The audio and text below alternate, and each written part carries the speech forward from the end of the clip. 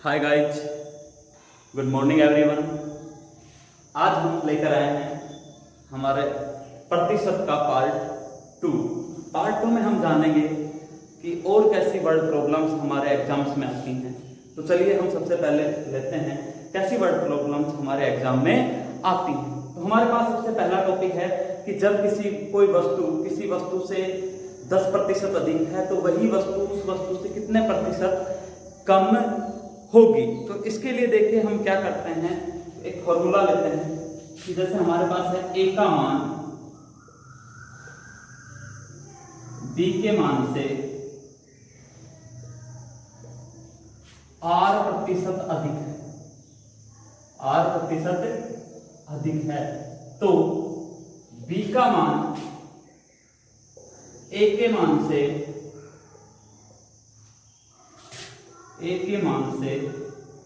कितने प्रतिशत कम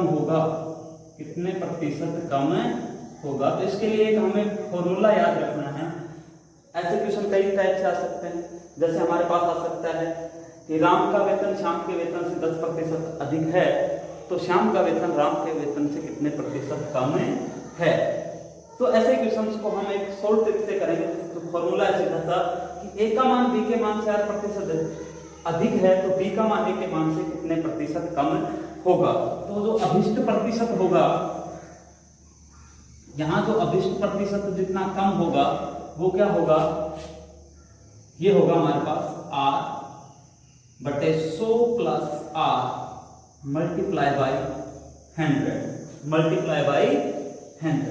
तो ये है हमारा पहला फॉर्मूला जो आपको अच्छे से याद रखना है। और ये आंसर किस में आएगा, प्रतिशत में आएगा। पहला है a का मान b के मान से 8% अधिक है तो b का मान a के मान से कितने प्रतिशत कम होगा। तो कितने प्रतिशत कम होगा, r/100 + r मल्टीप्लाई बाई 100। यही अगर इस तरह से दे रखा हो कि a का जो मान है, a का मान b के मान से r% कम है, क्या है, r% कम है तो b का मान, a का मान है b के मान से 8% अधिक है तो b का मान a के मान से कितने प्रतिशत अधिक है, कितने प्रतिशत अधिक होगा, कितने प्रतिशत अधिक होगा। इसी तरह से हम फॉर्मूला लिखेंगे कि जो अभिष्ट प्रतिशत होगा कितना होगा, r/100 - r मल्टीप्लाई बाई 100%। तो इसका स्क्रीनशॉट लीजिए जिससे ये दोनों फॉर्मूले अच्छे से याद रखिए। ये हमारे आगे आने वाले क्वेश्चंस में बहुत ज्यादा काम आएंगे। इसके बाद हम लेते हैं हमारा पहला एग्जाम्पल। इन सूत्रों पर आधारित हमारा पहला एग्जाम्पल है,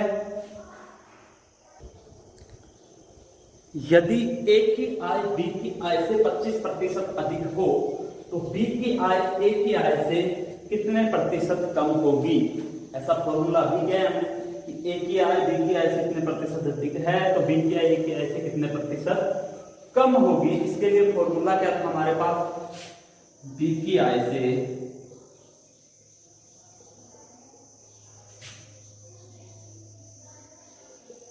a की आय में कमी, कितने प्रतिशत कमी है, क्या था सूत्र, r/100 + r मल्टीप्लाई बाई 100। यही था कि भाई b की आय कम हो, a की आय से कम है तो कितने प्रतिशत कम है ये निकालना है कि a की आय b की आय से 25% अधिक है तो b की आय क्या होगी, कम होगी। तो कितने प्रतिशत कम है a से वो हमें निकालना है।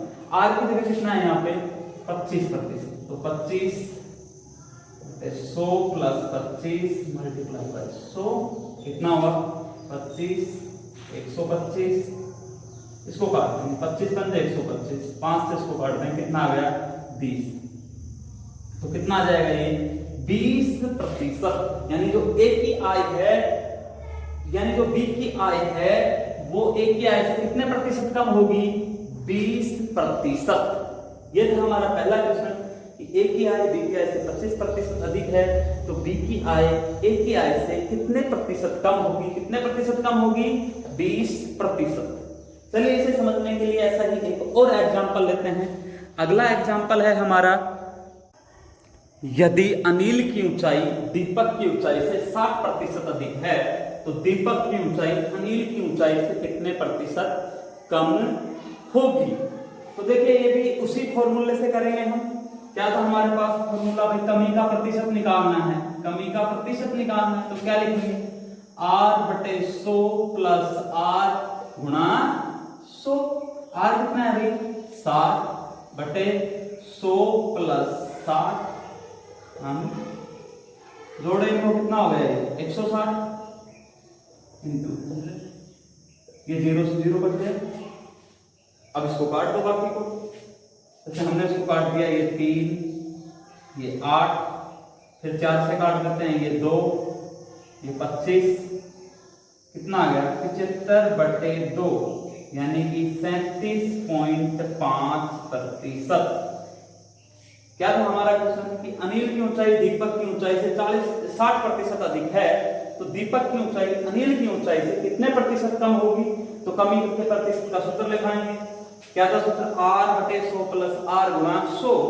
तो 60/100 प्लस 60 गुणा करेंगे, इसको काटा हमने, देखिए यहाँ हमने 0 से 0 काट दिया, फिर 2 से काटे, ये 3 हो गया, ये 8, फिर 4 से काटा, ये 2, ये 25 को 3 से गुणा किया, 75 में 2 का भाग देंगे, कितना आ गया 37.5%। यानी कि जो दीपक की ऊंचाई है वो अनिल की ऊंचाई से कितने प्रतिशत कम है, 37.5%। चलिए हम अब अगला एग्जांपल लेते हैं। हमारा अगला एग्जांपल है, यदि नीता का वेतन पायल के वेतन से 25% कम है। पहले क्वेश्चन में हमने लोग पिछले क्वेश्चन के उनमें क्या था, अधिक था, अब की बार क्या है कम है। तो पायल का वेतन नीता के वेतन से कितने प्रतिशत अधिक होगा, कितने प्रतिशत अधिक होगा। इसके लिए हमारे पास दूसरा फॉर्मूला है। क्या था भाई कमी का प्रतिशत था, तो अब अधिक का प्रतिशत क्या होगा, R/100 माइनस R गुणा 100, कितना है यार 25/100 माइनस 25 गुणा 100, कितना हुआ 25, 75, इसको काट देंगे, 25 से कम 25, 25 किए 75, 100 में 3 का भाग देंगे, क्या आएगा 33 सही 1/3%। बड़ा ही आसान सवाल कि नीता का वेतन पायल के वेतन से 25% कम है, तो पायल का वेतन है वो नीता के वेतन से कितने प्रतिशत अधिक होगा। तो अधिक वाले प्रतिशत के लिए हमें फॉर्मूला याद होना चाहिए। क्या था हमारा फॉर्मूला, कमी के लिए था R/100 प्लस R, और अधिक के लिए क्या हो जाएगा R/100 माइनस R। इसे हम सोल्व करेंगे तो कितना है हमारे पास 33 सही 1/3%। चलिए ऐसा ही हम एक और एग्जांपल लेते हैं। तो हमारा अगला एग्जांपल है, ए की आय बी की आय से 50% कम हो तो बी की आय ए की आय से कितने प्रतिशत अधिक होगी। अभी जो फॉर्मूला था वही फॉर्मूला यूज करेंगे। तो अधिक के प्रतिशत के लिए क्या फॉर्मूला है हमारे पास, अधिक के प्रतिशत का फॉर्मूला है R/100 माइनस R गुणा 100। यहाँ पर R क्या है, जितने प्रतिशत कमी अगर दी है वो कितने प्रतिशत है 50, तो 50/100 माइनस 50, क्या आ गया 50/100 में से 50 गया तो 50, ये 50 से 50 कट गया, कितने प्रतिशत अधिक होगी 100% अधिक है। यानी ए की आय बी की आय से 50% कम है तो बी की आय ए की आय से कितने प्रतिशत अधिक होगी, पूरे 100% अधिक होगी। तो ये थे हमारे आय के कम अधिक के प्रश्न। अब हम करेंगे दूसरे टाइप के क्वेश्चन। हमारे अगले क्वेश्चन होंगे कि जब किसी वस्तु का भाव बढ़ जाता है कि 10% वृद्धि हो गई, उस मद में हमें बढ़ोतरी नहीं करनी है, तो हम किस प्रकार से उसे कंट्रोल करें कि भाई हमारा जो खर्चा है उसी खर्चे में हमारा काम चल जाए। इसके लिए देखिए अब आगे करेंगे हम। अगला है हमारा टॉपिक, किसी वस्तु के भाव में 8% वृद्धि हो जाने पर इस मद पर खर्च न बढ़े, इसके लिए हमें क्या करना पड़ेगा, उस वस्तु की खपत में कमी करनी पड़ेगी। तो वस्तु की खपत में कमी, वस्तु की खपत में कमी सेम जो अभी हमने किए थे उसके जैसा ही क्वेश्चन है। कितने प्रतिशत हमें कमी करनी होगी, तो इसके लिए फॉर्मूला है R/100 + R मल्टीप्लाई बाई 100। ये प्रतिशत में आ जाएगा हमारे पास कि किसी वस्तु के भाव अगर बढ़ जाते हैं, किसी वस्तु का भाव R% अधिक हो गया, तो हमें उस वस्तु में कितना खपत में कितनी कमी करें कि उसका खर्च ना बढ़े, यानी जितना खर्च पहले हो रहा था अभी भी वही होता रहे। इसके अलावा ये पहला प्रकार है। दूसरा सेकंड टाइप है इसका कि किसी वस्तु के भाव में कमी आ गई, किसी वस्तु के भाव में R% कमी हो जाने पर, R% कमी हो जाने पर इस जो ये मद है हमारा, इस मद का खर्च कम नहीं होना चाहिए, कम ना हो, इसके लिए यानी हमारे पास पहला प्रकार था कि किसी वस्तु के भाव में R% वृद्धि हो जाने पर हमें क्या करना पड़ेगा, वस्तु की खपत में कमी करनी पड़ेगी जिससे उस मद पर खर्च ना बढ़े। अब क्या कह रहा है कि हमारे पास वस्तु के भाव में कमी हो गई और हमें क्या करना है कि भाई इसका जो खर्च है वो इसी पे इन्वेस्ट करना है, तो हमें क्या करना पड़ेगा, वस्तु की खपत में वृद्धि करनी पड़ेगी। क्या करना पड़ेगा, वस्तु की खपत में वृद्धि। वस्तु की खपत में वृद्धि के लिए क्या फॉर्मूला होगा, जो अपने पास भी पहला फॉर्मूला था, R/100 - R मल्टीप्लाई बाई 100, और ये आंसर किस में आ जाएगा, प्रतिशत में। इन्हें और अच्छे से समझने के लिए आइए अब हम इसके एग्जाम्पल लेते हैं। तो हमारे पास पहला एग्जाम्पल है इसका, यदि चीनी के मूल्य में 20% वृद्धि हो जाए तो एक गृहिणी को इसकी खपत में कितने प्रतिशत कमी करनी होगी कि इस मद पर खर्च ना बढ़े। देखिए क्या करना होगा, खपत में कमी करनी है हमें, तो खपत में कमी के प्रतिशत का सूत्र लिखवाया था अभी। खपत में कमी अगर करनी है तो क्या होगा सूत्र, R/100 + R multiply by 100%। R कितना है यहाँ पे 20%, तो 20/100 + 20 मल्टीप्लाई बाई, ऐड करेंगे इससे 20 120 काट देंगे, 20 से काटे आ गया 6, ये भी कट रहा है, 2 से काटे ये 50 और ये 3। अब 50 में 3 का भाग कितना आया, 16 सही 2/3%। यानी अगर चीनी के भाव में 20% वृद्धि हो जाए तो एक गृहिणी को इसकी खपत में, चीनी की खपत में कमी करनी पड़ेगी, क्योंकि भाई क्या करना है, उसे इस मद पर खर्च नहीं बढ़ाना है। तो क्या करेंगे हम, उसके खपत में कमी करेंगे। खपत में कितनी कमी होगी, R/100 + R मल्टीप्लाई बाई 100। और जब हम इसे सोल्व करेंगे तो कितना आ गया, 16 सही 2/3% चीनी की खपत में उसे कमी करनी पड़ेगी। अगर ये कमी करती है तो उसके मद पर कोई खर्च नहीं बढ़ेगा। चलिए ऐसा एक और एग्जांपल लेते हैं। खाद्य तेल के भाव में 25% वृद्धि होने पर, यानी जो खाद्य तेल आता है उसका भाव कितना बढ़ गया, 25% वृद्धि होने पर एक गृहिणी को अपने खाद्य तेल की खपत में कितने प्रतिशत कमी करनी होगी कि इस मद पर खर्च ना बढ़े। तो खपत में कमी का सूत्र बताया था अभी आपको, एक क्वेश्चन भी किया हमने। तो क्या हो जाएगा, खपत में कमी, सूत्र क्या था, R/100 + R multiply by 100। R कितना है यहाँ पे 25%, तो 25/100 + 25 मल्टीप्लाई बाई 100। 25 ये हो जाएगा 125, 25 से काटेंगे 5 और 5 से काटेंगे 20, तो कितने प्रतिशत कमी करनी पड़ेगी, 20%। क्या था हमारे पास क्वेश्चन कि खाद्य तेल के भाव में 25% वृद्धि होने पर एक गृहिणी को अपने खाद्य तेल की खपत में कितने प्रतिशत कमी करनी होगी कि इस मद पर खर्च ना बढ़े। तो खपत में कमी का फॉर्मूला लगाएंगे, R/100 + R मल्टीप्लाई 100। सोल्व करेंगे तो हमारे पास कितना आ गया, 20 प्रतिशत। कितना आ गया? 20%। यानी उसे खाद्य तेल की खपत में कितनी कमी करनी पड़ेगी? 20%।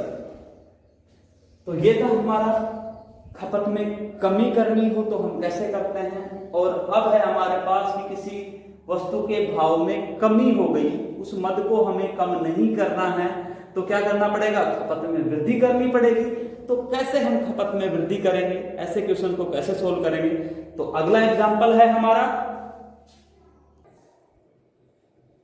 पेट्रोल के मूल्य में 10% कमी होने पर एक उपभोक्ता को पेट्रोल की खपत में कितने प्रतिशत वृद्धि करनी होगी जिससे उसका पेट्रोल पर खर्च ना घटे? अभी हमने क्वेश्चन क्या किए थे कि वृद्धि हुई है तो खपत में कमी करनी थी।